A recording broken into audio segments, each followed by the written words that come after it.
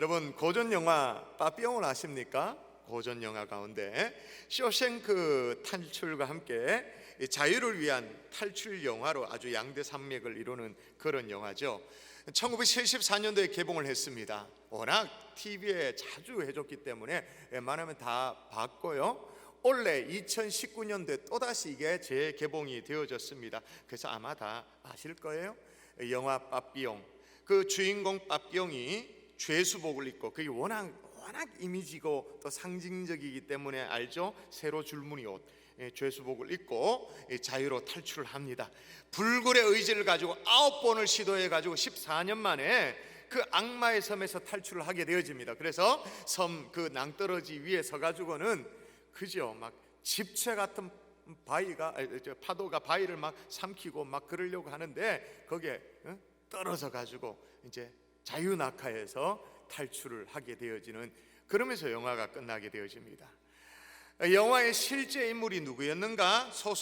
영화전에 소설이 있었거든요. 소설 빠삐용의 저자인 앙리 샤리에르라고 자신의 얘기라고 일컬어지죠. 왜냐하면 빠삐용의 후편으로 쓴 방코라는 그 저서에 보면 얼마나 자기가 억울하게 수감 생활을 하게 됐는지에 대한 그 스토리들이 쭉 나옵니다.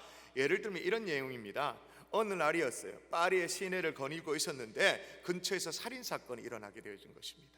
그런데 실적에 눈이 먼 이 검사가 자기 자신을 범인으로 지목을 하고는 거짓 증인을 내세워가지고는, 증거도 마련해가지고는 살인죄를 누명을 뒤집어 써서 감옥으로 가도록 그렇게 만들어버린 거예요. 여러분, 옛날에는 이런 억울한 일들이 많이 있었죠, 그죠? 오죽했으면 우리나라에는 신문고 제도가 있었잖아요. 억울한 거 풀으라고 신문고 제도. 하여튼 이 누명으로 살인자가 된 이 샤르에르는요, 감옥에서 복수의 칼을 갈게 되었습니다. 철저하게 복수를 결심하게 되어집니다. 그러므로 영화 빠삐용에서 나오는 그 주인공이 탈출하는 것은 자유로의 어떤 갈망 뭐 그런 것도 있습니다만 사실은 복수하기 위한, 복수에 대한 열망인 거죠. 영화에서는 이게 섬에서 떨어져서 이제 탈출하는 것, 그걸로 끝이 납니다만은 실제로 이 주인공 샤르에르는 남미의 곳곳을 다니면서 복수를 위해 가지고 돈을 모읍니다. 돈을 얼마나 열심히 모으는지. 그리고 마침내 이제 탈출을 했기 때문에 공소시효가 끝나야 되잖아요. 공소시효가 끝나기를 기다렸다가 이제 파리로 돌아갑니다. 복수를 위해서. 파리로 정작 돌아가니까 곳곳이 자신의 어떤 추억이 묻어 있는 거예요. 어릴 때 꿈꾸던 미래가 떠올라지면서 어떤 마음의 심경의 변화를 느끼게 되어집니다. 그리고 자신을 무고하게 살인범으로 체포했던 그 장소, 그 자리에 서서 뭐라고 말하냐면, 나는 하나님께 기도했다. 내가 복수를 포기한 대가로 다시는 이런 비극이 생기지 않도록 해달라고 기도했다고 말합니다. 그리고 목마르던 언덕에 서서 스스로에게 속삭이죠. 너는 이겼다 친구요. 자기 자신에게 그렇게 말하는 거예요. 너는 이겼다 친구요. 너는 자유롭고 사랑받는 내 미래의 주인공으로 여기 서 있는 것이다. 복수의 칼을 갈던 사람이 용서의 사람으로 이제 변화되어진 것입니다. 여러분, 흔히들 기독교는 사랑의 종교라고 말합니다. 틀리지 않죠. 맞습니다. 기독교는 사랑의 종교입니다. 기독교는 사랑을 증거하고 사랑을 메시지로 전하고 그렇게 하는 사랑의 종교 맞습니다. 그러나 참으로 많은 사람들이요, 그 사랑의 뿌리가 뭔지는 잊어버릴 때 굉장히 많아요. 사랑의 뿌리가 뭐죠? 사랑의 종교라고 일컬어지는 그 사랑의 근간이 뭐죠? 다름 아니라 뭐죠? 용서인 거죠. 용서가 없는 사랑, 그게 의미가 있을까요? 그러므로 기독교가 사랑의 종교가 되기 위해서는 사랑 이전에 뭐가 전제돼야 됩니까? 용서가. 예수님의 십자가도 마찬가지예요. 십자가의 사랑 쉽게 말은 합니다만 십자가의 사랑 이전에 뭐예요? 죄인에 대한 용서가 있었잖아요. 그래서 십자가의 용서가 전제돼야 십자가의 사랑이 가능한 거 아니겠습니까? 여러분, 우리가 참으로 복잡한 현대사회를 살아가고 있는데 막 얽히고 설키고 인간관계도 그렇고 참으로 복잡한 사회를 살고 있잖아요. 복잡한 사회를 살고 있기 때문에 서로 상처를 주고받을 때도 굉장히 많아요. 가면 갈수록 얼굴에 막 잔주름이 늘어나는 것처럼 크고 작은 상처가 우리 가운데 많이 있을 수가 있습니다. 여러분, 상처가 많다라는 뜻은 어떤 뜻일까요? 용서할 일이 많다라는 뜻이에요. 또 하나, 용서할 사람도 많이 있다는 뜻이에요. 자, 그러면 중요한 건 용서하며 살아오셨나요? 얼만큼 용서하며 살아오셨나요? 지난 한 주간 용서를 실천하셨나요? 힘들고 어렵지만 여러분의 마음의 상처를 그 준 사람 용서하며 살아오셨나요? 여러분, 이 질문에 자신 있게 나는 예 그렇게 했습니다라고 대답할 사람은 잘 없을 거예요. 그래서 오늘 저는 도대체 우리가 왜 용서해야 하는지 그 용서의 이유를 함께 살피면서 우리 모두가 참 그리스도인다운 용서의 사람이 될 수 있기를 주 예수 이름으로 축원합니다. 축원합니다. 자, 그럼 먼저 왜 용서해야 됩니까? 용서해야 한다라는 이 당위성을 부정하는 사람은 없을 거예요. 당연하지, 용서해야 되지, 그렇게 말합니다. 근데 왜 용서해야 되느냐? 그 이유가 뭐냐? 그 이유가 뭐죠? 첫 번째 따라하십시다. 상처가 자라기 때문에.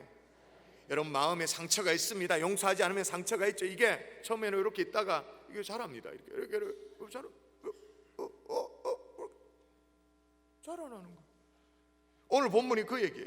상처라는 표현 대신에 쓴뿌리라는 아주 독특한 단어를 사용합니다. 다시 여러분이 한번 읽어보십시다. 너희는 읽습니다. 시작.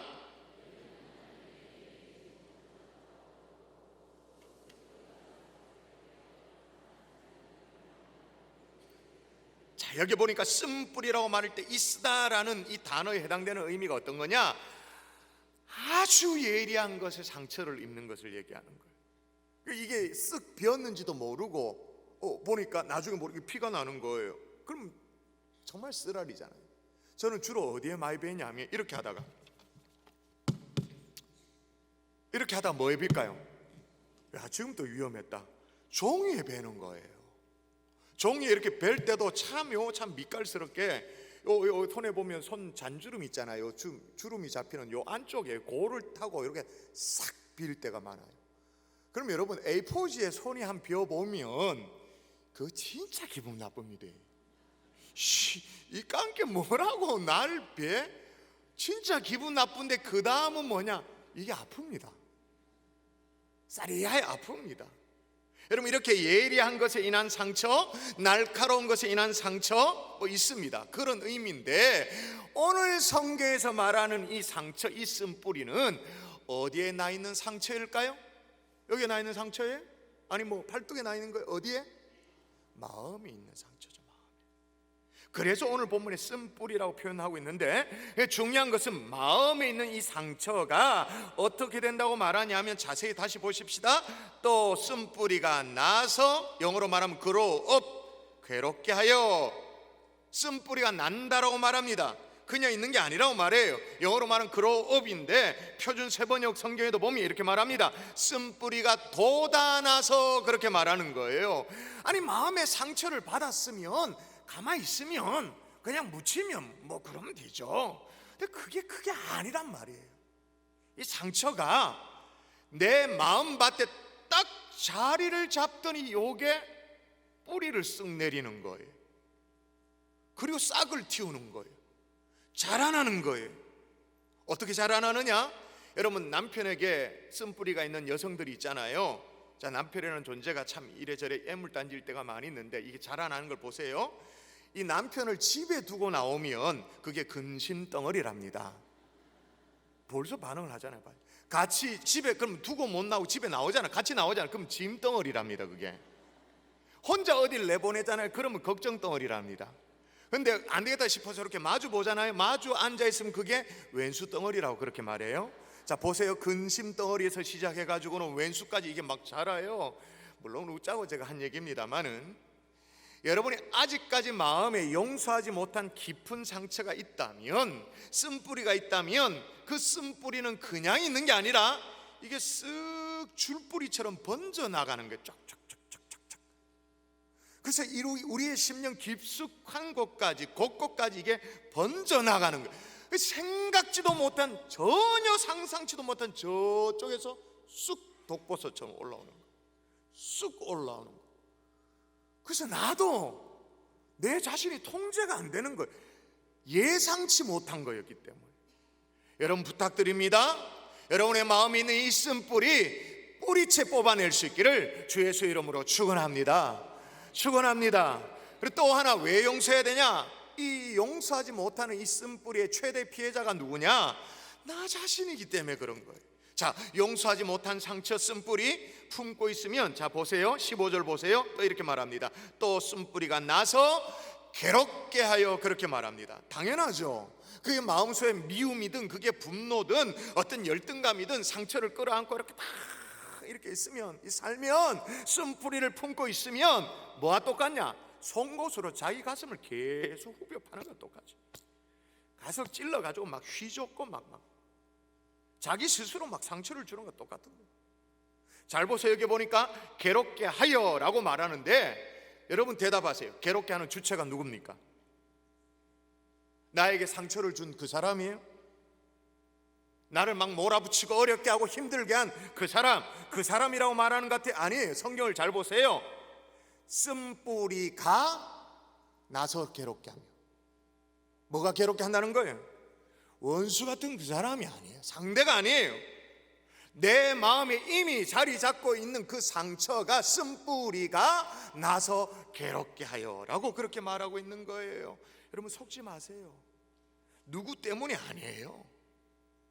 내가 용서 못하면 내가 스스로 내 마음을 뭐로 만드는 거예요? 지옥으로 만드는 거예요. 여러분 스스로 여러분의 마음을 면도날로 싹 도려내고 요래 또 도려내고 이렇게 싹싹 삐져내고 싹 퍼뜨는 것 똑같은 거예요. 내가 내 마음을, 쓴뿌리가 계속 어떻게 해요? 나를 따라다니면서 나를 괴롭히는 거예요. 그래서 모든 관계를 다 불편하게 만들어버리고 깨뜨려버리는 거예요. 제가 여러분 빠삐용을 소개했습니다마는 거기에 비견할 만한 또 다른 탈출 스토리가 있는 고전이 있어요. 오늘 고전을 자꾸 얘기하게 되어지는데 들어보셨어요? 알렉산드르 듀마가 쓴 몽테크리스토 백작이라는 작품이 있습니다. 워낙 고전이어서 잘 모르시는 분 있을지 모르겠는데 저는 몽테크리스토 백작을 너무 학창시절에 막 재밌게 진짜 흥미진진하게 읽었거든요. 그 소설을 보면 주인공이 에드몽 단테스가 주인공인데 똑같아. 억울한 누명을 썼어. 그래서 감옥에 들어가게 되어지는 거예요. 그리고 14년 만에 감옥에서 탈출하게 돼요. 빠삐용하고 비슷하죠? 그리고 어떤 섬에 들어가가지고 뭘 발견합니다. 보물을 발견합니다. 그래서 제가 왜 학창시절에 열심히 재밌게 읽었냐면 이게 보물 발견한 스토리니까 막 흥미진진하는 게 보물섬 같아. 보물섬. 뭐 그거니까 막 그렇게 읽었는데 학창시절에는 제가 그게 재밌어서 읽었는데 그 다음 스토리가 또 있습니다. 보물을 하여튼 발견했습니다. 이 사람이 에드몽 단테스 주인공이 발견했습니다. 발견하고 난 이후에 이름을 바꿉니다. 그게 뭐냐? 몽테크리스토 백작이라고 이름을 바꾸죠. 일종의 신분 세탁을 하게 되어지는 거예요. 그리고 나서가 중요해요. 그리고 나서 자기에게 죄를 뒤집어 씌우고 자기를 억울하게 감옥에 몰아넣었던 모든 관련된 사람 있잖아요. 사람들을 다 찾아내서 다 죽입니다. 그게 몽테크리스토 백작. 그리고 자기 자신을 저주하면서 그렇게 인생이 끝나네요. 정말 똑같은 상황인데 말이에요. 한쪽은 빠삐용은 용서를 선택해 가지고 자유로운 내 삶의 미래 삶에 나는 주인공이 된다, 자유를 선택하고, 또 다른 한 사람은 자기 복수의 감옥 안에 자기 인생을 밀어넣고 그렇게 인생을 마치는 거예요. 여러분 영어에 용서라는 단어가 forgive잖아요, 그죠? 여러분 이 단어를 한번 분석해 보세요. forgive, 그죠? 이 forgive가 for라는 전치사가 앞에 있으니까 누구를 위한다라는 의미의 전치사 for가 있고, 그 다음에 give라는 준다라는, give and take 할 때 give라는 준다라는 그런 동사가 합쳐진 그런 단어 아니겠습니까? 그럼 합치면 어떤 의미죠? 누군가를 위해서 주는 게 용서란 말이죠. 누군가를 위해서 주는 게 용서가 되어지는데 그럼 그 누군가가 누군 거예요? 무슨 말인지 헷갈려요? 누군가를 위해서 주는 게 용서라면서요. 그러면 그 누군가가 누구냐는 거예요. 다른 사람이 아니죠. 나 자신을 위해서 주는 게 용서인 거예요. 용서받는 사람이 용서의 수혜자가 아니라 용서하는 정작 자기 자신이 용서의 최대 수혜자가 되어지는 겁니다. 할렐루야. 그래서 여러분 빠삐용 영화에 보면, 여러분 영화 포스터가 있는데 저기에 보면 나비가 하나 있습니다. 안 보이는구나. 옆에 사람 좀 기도 좀 해주세요. 나비가 안 보이면 저거 우회하면 좋지. 저거 나비가 큰 나비가 하나 있는데 봐야 되는데, 빠삐용이라는 이 말뜻 자체가 나비라는 뜻이에요. 나비.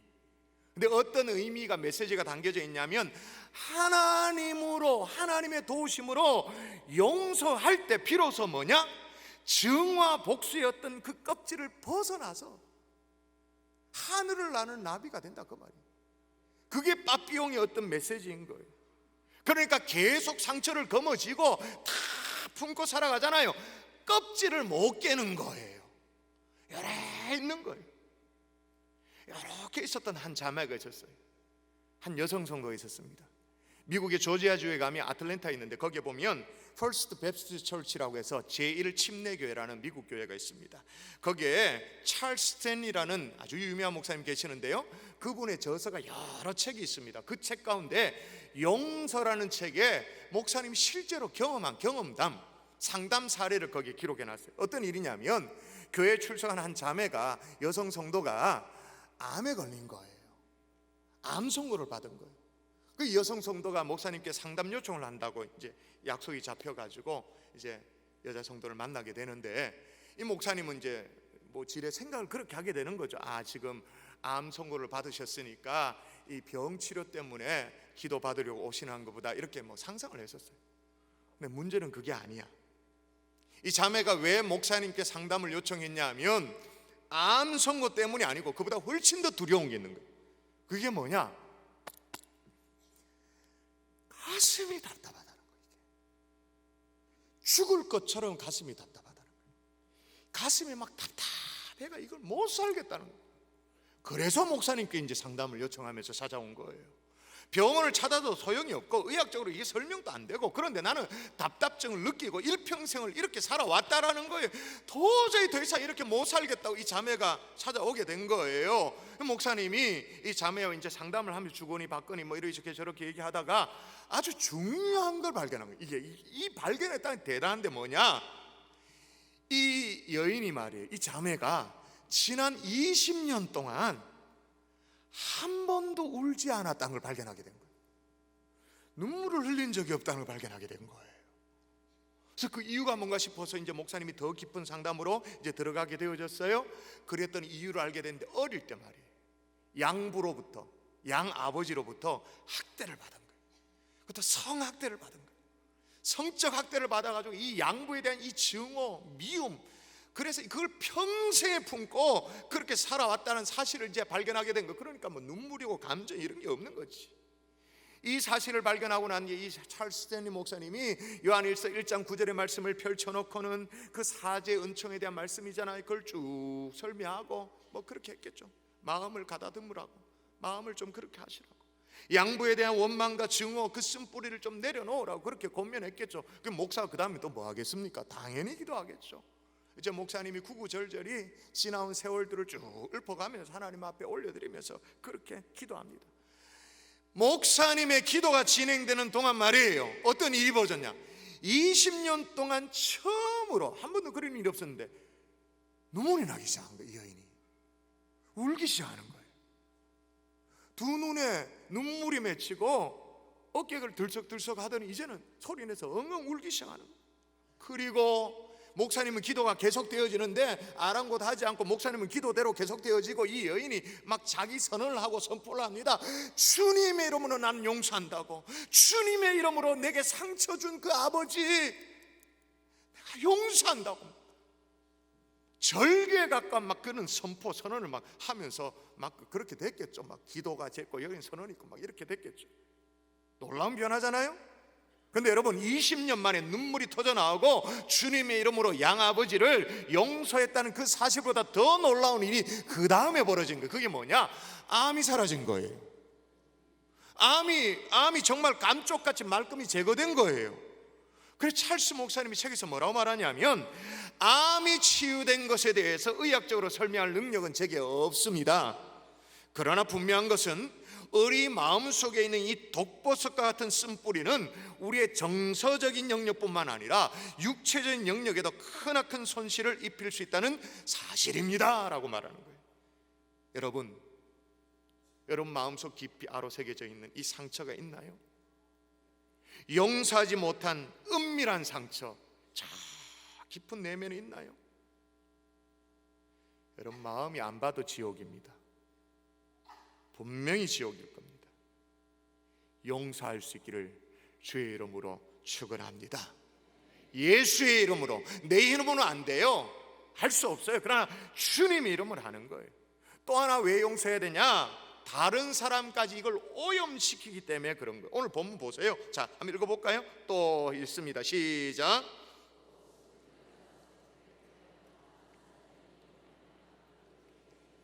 예, 더럽게 되지 말게 하라 그렇게 말합니다. 그러니까 물들이지 말아라 그런 말이죠. 무슨 말이에요?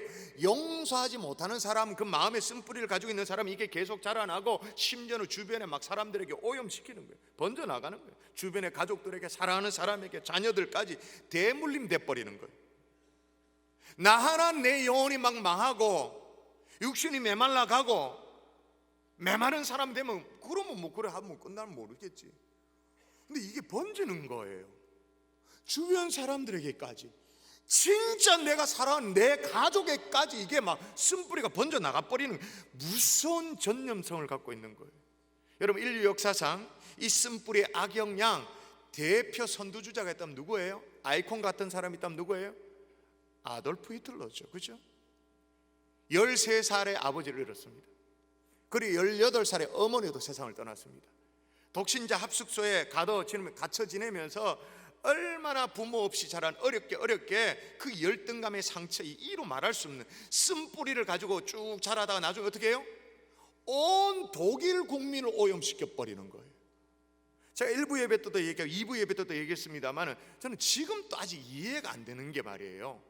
여러분 독일 국민들이 한번 경험해 보신 적 있어요? 독일 국민들? 그래서 좀 이렇게 저도 대화를 나눠보면 진짜 합리적입니다. 미국 사람들도 합리적입니다만 미국 사람의 합리적이고 이성적인 거는 완전 저리 가라야 딱 매뉴얼대로 1번 딱 끝나야 2번, 2번 끝나야 3번, 4번. 우리는 막 속 터져 죽겠는데 웬만하면 쫙 가서 그냥 끝내고 7번 하면 되겠는데 뭘 딱 그 단계, 그 합리성, 그 이성적인 것 말도 못하잖아요. 그래서 독일이 벤츠를 만들잖아요. 아우디를 만들고 BMW를 만들잖아요.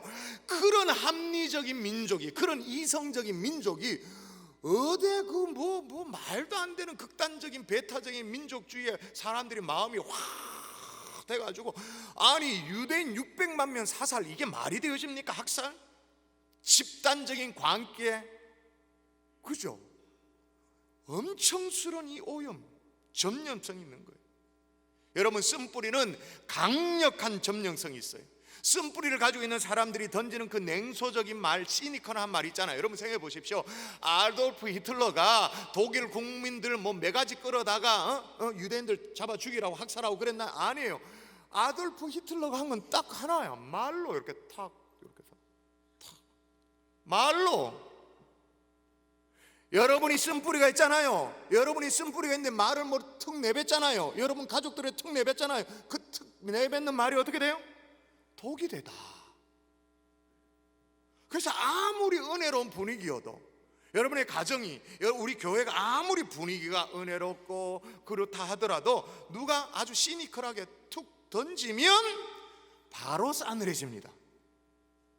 바로 이거 큰일 날 것 같고 막 이거 진짜 막 좋은 마음, 따뜻한 마음, 은혜로운 마음, 그런 마음들은 싹 사라지는 거예요. 쓴뿌리의 전염성이.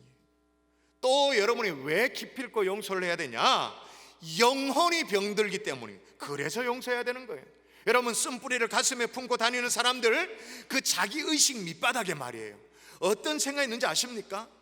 자기의식 밑바닥에 공통적인 질문이 뭔지 아십니까? 다 이런 질문이 하나씩 있어요.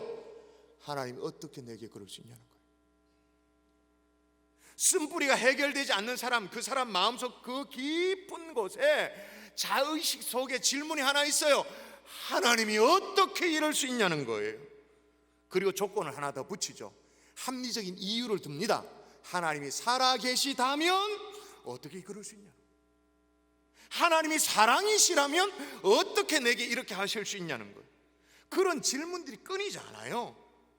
그러므로 제가 조금 더 정확한 얘기를 해볼게요. 사실은요, 내게 상처를 준 그 사람을 내가 용서 못하는 게 아니에요. 근본적으로 뭘 용서 못할까요? 하나님을 용서 못하는 거예요. 하나님을 용서 못하니 계속 마음속 깊은 속에 하나님이 어떻게 내 그럴 수 있냐라는 생각이 있는 거예요. 자, 그럼 생각해 보십시다. 그런 원망과 그런 분노가 마음속 의식 저 내면에 있다 칩시다. 그 영혼이 하나님 앞에 예배를 한들 은혜를 받을 수 있을까요? 하나님이 어떻게 내게 이럴 수 있냐라는 의식이 내면에 깔려 있는데 아무리 찬송을 한들 은혜를 받을 수 있을까요? 안 되죠. 가면 갈수록 영혼이 점점 메말라가는 거예요. 여기에 미치는 거예요. 세상 사람 말고, 세상 사람 이런 데 관심도 없으니까 말고, 교회 안에 있는 사람, 그래도 믿음 생활하는 사람, 열심히 믿어보려고 애쓰는 성도는 여기에 완전히 미치는 거예요. 왜? 뭘 해도 은혜가 안 돼요. 바짝바짝 말라가는 거예요. 그래서 오늘 본문에 뭐라고 말해요? 이렇게 말합니다. 너희는 하나님의 은혜에 이르지 못하는 자가 없도록 하고 또 쓴뿌리가 나서 괴롭게 하여 많은 사람이 이로 말미암아 더럽게 되지 않게 하랴라고 그렇게 말하는 거예요. 하나님과의 은혜가 단절된 상태로 살면 안 된다 그 말인 거예요. 자, 여러분 정리해 보십시다. 이게 결단하십시다. 여러분 이 쓴뿌리 어떻게 하셔야 될까요? 마음속에 있는 이 쓴뿌리 어떻게 해야 될까요? 용서해야 될 줄 믿습니다. 반드시 제거할 수 있어야 될 줄 믿습니다. 내게 쓴뿌리를 안겨다 준 그 사람이 가족일 수 있어요. 피를 나눈 형제일 수 있어요. 한 이불을 덮고 자는 아내와 남편일 수 있다니까요. 그리고 한 교회 성도 부지기수고 심지어 목사일 수도 있어요. 그러나 어떤 사람으로도 받은 상처라 할지라도 반드시 용서해야 할 줄 믿습니다. 할렐루야. 자, 그러면 어떻게 용서해야 되냐? 제가 보기에 다른 방법이 없어요. 다른 방법 몽땅 다 임시방편이야. 방법이 하나 있어요. 하나님의 용서를 경험하면 됩니다. 한번 따라 하십시다. 하나님의 용서를 경험하자. 제가 이 설교를 준비한다고 진짜 고민을 많이 했어요. 이게 어려운 메시지잖아요. 그냥 할렐루야 아멘, 예 아멘 그러고 돌아갈 수 있는 설교가 아니잖아요. 얼마나 묵직해요. 저도 가볍게 설교하지 않으려고 고민을 많이 했어요. 설교 원고를 붙들고 요래 안고 요래 구부러 보기도 하고 요래 구불러 보기도 하고, 하나님 이게 지금 용서, 이게 용서 막 또 앞뒤로 막 흔들면서 막 기도하잖아요. 아버지 용서 이래 용서. 그리고 백지 꺼내놓고 용서 막 써보기도 하고 용서. 그러다가 알게 된 게 있어요. 용서란 말이요 쓰면요 9획밖에 안 나와. 용서 9획. 근데 저도 제가 상상을 해보니까, 저도 제 케이스를 보니까 용서라는 이 단어는 올란 9획밖에 안 되는데 용서하려고 마음 먹으니까 99번을 갈등해. 99번을 내가 우야고 씻고 우야붙고 그런 생각이 이렇게도 들고 저렇게도 들고. 그러니까 용서의 최대 수혜자가 자기 자신이라고 목사도 설교하고 여러분도 아멘으로 받지만 가슴이 허락하지 않으니 안 되는 거예요. 그러니까 엄격하게 따지면 용서는 우리는 불가능할지도 몰라요. 안 되는 것일지도 몰라요. 주님이 도와주셔야. 자, 보세요. 에베소서 4장 32절에 뭐라고 말합니까? 같이 한번 읽어볼까요? 4장 32절 시작.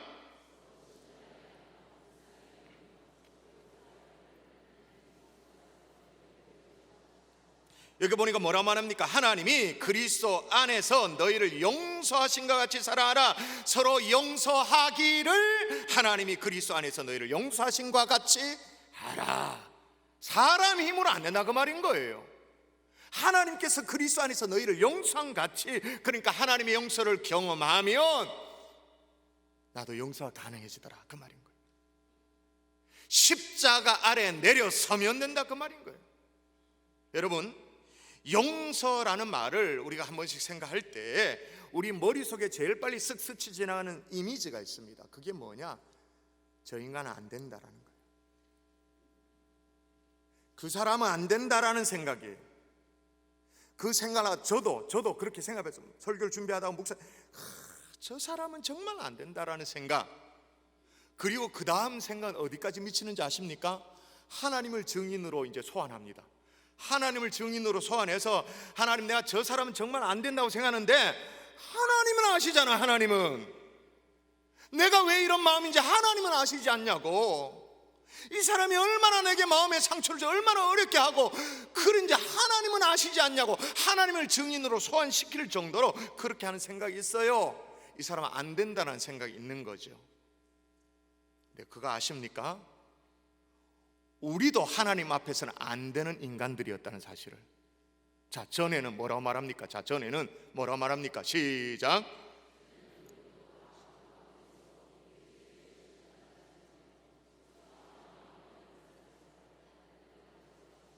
예, 전에는 우리가 뭐 어떻다고요?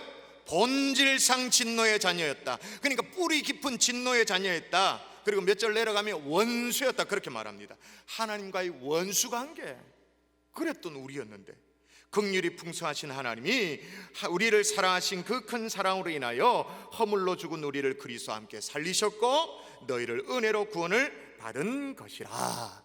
로마서에서 말씀해 보면 또 우리를 어떻게 용서해 주셨다고 말하는지 또 읽어볼까요? 여러분 읽습니다. 시작. 우리가 아직 죄인 되었을 때 그리스도께서 우리를 위하여 죽으심으로 하나님께서 우리에 대한 자기의 사랑을 확증하셨느니라. 우리가 아직 뭐 되었을 때?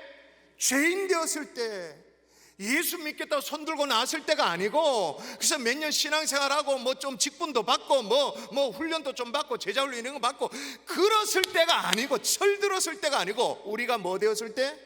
죄인 되었을 때, 아직 그 뭐 똥인지 된장인지 구분도 못하고 완전히 엉망이었을 때 주께서 우리를 불러주셔서 죄 용서해 주시고 하나님의 자녀 삼아 주신 줄 믿습니다. 그 십자가 아래 내려서면, 그 아래 무릎 꿇으면, 그 하나님의 용서를 경험하면, 피 묻은 주의 십자가를 붙들고 하나님 앞에 무릎 꿇어 기도하다 보면 내 손에 뭐가 타고 흘러요? 주님의 보혈이 타고 흐르지. 팔뚝을 지나지. 그런 내 가슴을 적시게 되어지는 거예요. 그러면 하나님이 아시지 않냐고. 저 사람은 정말 안 된다고 한 사람의 죄는 아무것도 아니야. 하나님 앞에서 내 죄는 완전 억만가지 죄인 거예요. 절대 안 된다는 저 사람의 실수는 아무것도 아닌 것이 되어지는 거죠. 십자가의 사랑을 경험하면 우리 힘으로는 불가능하지만 용서를 하게 되는 줄 믿습니다. 말씀의 결론을 맺을게요. 하나님 앞에서 온 인류는 두 종류밖에 없다고 말했습니다. 용서받은 죄인과 아직 용서받지 못한 죄인. 자, 그러면 저와 여러분은 그래도 정체성은 분명하게 아멘하고 돌아가야 돼요. 우리는 이미 용서받은 죄인인 줄 믿습니다. 아멘이시죠? 그럼 용서받은 죄인, 억만가지 죄로부터 용서받은 죄인이 누구를 용서하고 누구를 용서 못하고 우리가 그럴 주제가 됩니까? 그리고 또 하나, 용서라는 말을 오해하지 마십시오. 내게 아픔을 준 사람을 다 용서하고 정말 뭐 끌어안고 뽀뽀하고 뭐 다 잊은 듯이 그렇게 지낸다, 그게 용서다, 그런 개념이 아니에요. 그 아픔의 상처가 더 이상 내 삶에 부정적인 영향을 미치지 못하도록, 나를 좌지우지하지 못하도록 하는 그 사람에 대한 이해 정도가 용서인 거예요. 이 용서에 정말 사람이 될 수 있는 하나님의 종들 될 수 있기를 주의 이름으로 축원합니다.